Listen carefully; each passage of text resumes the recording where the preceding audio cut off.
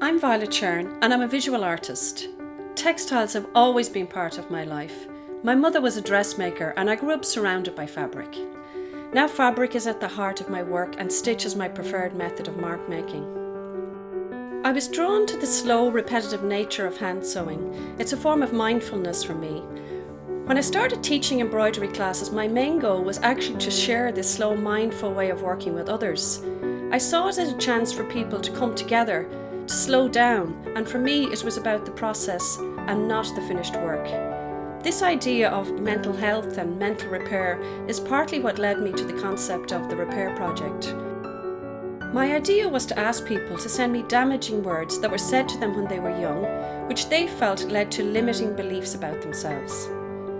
The idea was to symbolically offer a chance at mental repair by taking those damaging words and statements from people and offering to embroider, darn and repair them. I call this the Repair Service.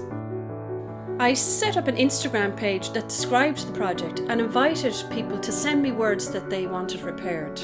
I was overwhelmed by the response and it now has over 1,000 followers.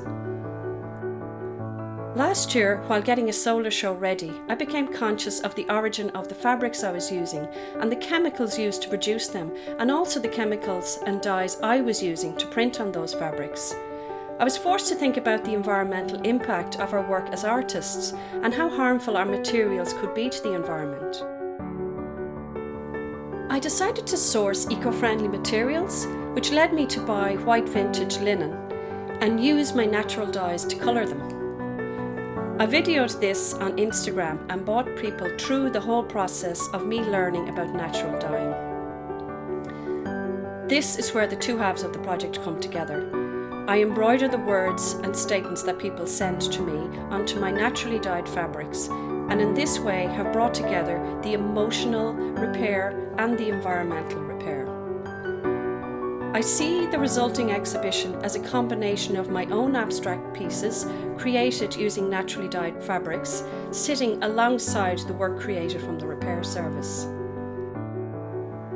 I would also like this exhibition to include a welcoming space where people could sit down to sew and repair their own statements, a space in which they could mindfully sew.